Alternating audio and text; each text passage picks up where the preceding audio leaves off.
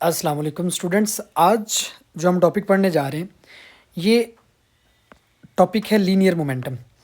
और linear momentum basically आप लोगों के पास होता है द क्वांटिटी ऑफ मोशन, ये इसकी फिजिकल डेफिनेशन होती है। The quantity of motion of a body called linear momentum. और इसकी मैथमेटिकल डेफिनेशन होती है the product of mass and velocity. Mass और वेलोसिटी के प्रोडक्ट को भी लीनियर मोमेंटम बोलते हैं। यहाँ से अगर हम देखें तो वेलोसिटी हमारे पास बेसिकली एक वेक्टर क्वांटिटी है, जबकि मास एक स्केलर क्वांटिटी है। तो इन दोनों का जो प्रोडक्ट है वो हमें लीनियर मोमेंटम प्रोवाइड कर रहा है। तो जो वेलोसिटी है वो वेक्टर है और मास स्केलर है, दोनों का जो प्रोडक्ट होगा हम ऐसे प्रोडक्ट को बेसिकली नाम देते हैं सिंपल प्रोडक्ट। ये ना डॉट प्रोडक्ट में आएगा ना क्रॉस प्रोडक्ट में आएगा, ये सिंपल प्रोडक्ट में आएगा जिसमें एक क्वांटिटी वेक्टर है एक क्वांटिटी स्केलर है। तो वेक्टर के स्केल तो ये वेक्टर और स्केलर का प्रोडक्ट है, तो इस केस में हमें एक स्केलर क्वांटिटी मिलेगी। इसमें अब अगर हम बात कर लें इसके यूनिट की, तो मास का यूनिट हमारे पास होता है केजी और वेलोसिटी का यूनिट होता है मीटर पर सेकंड। तो इसको हम न्यूटन सेकंड भी बोलते हैं। तो ये बेस और ड्राइव्ड दोनों यूनिट आप लोग याद रखोगे कि केजी मीटर पर सेकंड्स भी होता है और न्यूटन सेकंड भी होता है। तो ये दोनों के दोनों मोमेंटम के यूनिट्स होते हैं। इसके बाद अगर हम बात कर लें मोमेंटम की एक और फॉर्मेशन की, तो वो है चेंज ऑफ मोमेंटम।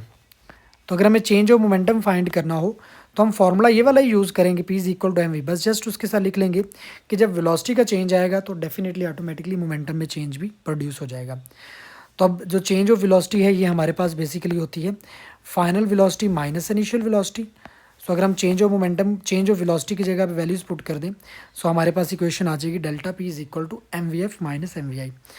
तो यहाँ से अगर आप मैथ्स को अंदर मल्टीप्लाई कर दो फाइनल वेलोसिटी से भी और इवन इनिशियल वेलोसिटी से भी, तो हमारे पास ये रिलेशन आ जाएगा delta P is equal to M V F minus M V I. अब जो वी एफ है मोमेंटम की बात अगर हम कर लें तो वो मोमेंटम हमारे पास होता है बेसिकली एम वी।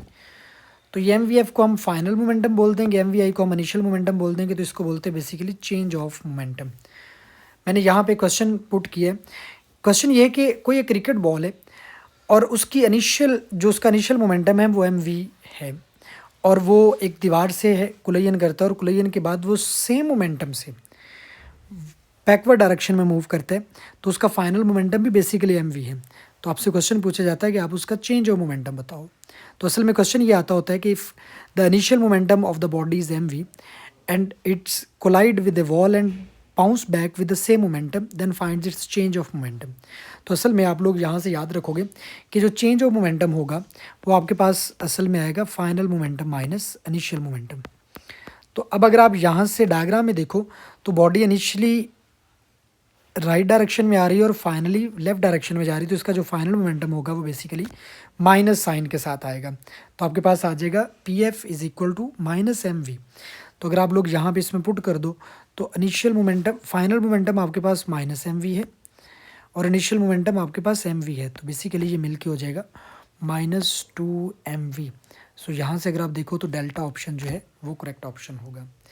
ऐसे ही सिमिलरली एक और क्वेश्चन है छोटा सा कि अगर आपके पास एक बॉडी हो जिसका मास 2 kg हो और उसकी वेलोसिटी वेक्टर फॉर्म में आपको गिवन हो लाइक 4i + 3j, तो आपसे पूछ लीजिए आप इसका मोमेंटम बताओ। तो आप इसका मोमेंटम फाइंड आउट कर सकते हो। आप लोग सबसे पहले नंबर पे वेलोसिटी को वेक्टर फॉर्म से मैग्नीट्यूड फॉर्म में निकालो। तो आपके पास वेलोसिटी जो है वो 4i + 3j है। तो आप इसके अगर मैग्नीट्यूड फॉर्म लिखोगे तो वो आपके पास आ जाएगा 4² + 3²। तो वो बेसिकली आपके पास बन जाएगा 5।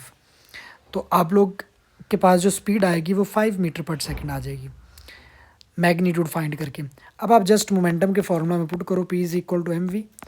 आपके पास मास जो है वो 2 है और जो स्पीड है वो 5 है। तो आपके पास आंसर इसका आ गया 10 न्यूटन सेकेंड। तो यहाँ से अगर आप लोग गौर करो तो ये चार्ली ऑप्शन जो है बीटा ऑप्शन जो है वो करेक्ट ऑप्शन है। ऐसे मोमेंटम को हम न्यूटन सेकंड लॉ के फॉर्म में भी पढ़ सकते हैं। Momentum in terms of Newton second law अगर हमने फाइंड करना हो तो उसका फॉर्मूला होता है F is equal to M. में न्यूटन सेकंड लॉ हम लास्ट लेक्चर में पढ़ चुके हैं। एक्सेलरेशन की अगर हम बात कर ले तो एक्सेलरेशन जो होता है वो change rate of change of velocity को बोलते हैं। तो अगर हम एक्सेलरेशन की जगह पे delta we by delta T लगा दें तो हमारे पास ये इक्वेशन आ जाएगी। अब जो डेल्टा वी है वो हमें पता है, delta we basically final velocity minus initial velocity होता है। तो अगर हम डेल्टा वी की जगह पे ये वैल्यू पुट कर दें तो हमारे पास ये रिलेशन आ जाएगा। अब इसको मैस को इनिशियल वेलोसिटी फाइनल वेलोसिटी से मल्टीप्लाई करो और इनिशियल वेलोसिटी से भी मल्टीप्लाई कर दो, तो आपके पास इक्वेशन आ जाएगी M V F minus M V I over delta T. तो यहाँ से ये जो इक्वेशन हमारे पास बनी है, इस इक्वेशन के अकॉर्डिंग हम इस final momentum minus initial momentum को इस तरह से मेंशन कर सकते हैं, delta P by delta T. तो असल में ये डेफिनेशन होती है, rate of change of momentum is called force. तो ये फोर्स की डेफिनेशन है, delta P by delta T. इसी तरह का सेम मिलता जुलता एक कॉन्सेप्ट है इम्पल्स का। इम्पल्स को हम लोग जे से भी इंडिकेट करते हैं, इम्पल्स को हम लोग आई से भी इंडिकेट करते हैं, दोनों मेथड से लिखा जा सकता है। तो इम्पल्स की जो डेफिनेशन होती है वो बेसिकली होती है change of momentum. Rate of change of momentum force होता है, लेकिन जस्ट चेंज ऑफ मोमेंटम अगर हो तो वो इम्पल्स होता है। तो असल में इम्पल्स की अगर हम बात कर लें तो असल में इम्पल्स का ये फॉर्मूला होगा, J is equal to delta P. अब नेक्स्ट अगर हम बात कर लें, इसकी एक और डेफिनेशन है, when a very large force acting on a body for very short interval of time is called impulse. तो इम्पल्स की आप मैथमेटिकल फॉर्मेशन ये वाली भी लिख सकते हैं, F J is equal to F cross T. F cross T को आप डेफिनेटली दोबारा डेल्टा पी लिख सकते हो। यहाँ पे मैंने एक छोटा सा क्वेश्चन पुट किया है कि does a moving body has impulse. तो इसका आंसर याद रख लीजिएगा, इसका आंसर होता है मे और मे नॉट।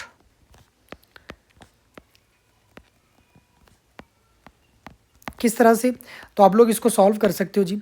सॉल्व करने का इसका मेथड ये है कि आप लोगों के पास जो इम्पल्स है वो बेसिकली होता है डेल्टा पी के इक्वल चेंज ऑफ मोमेंटम के।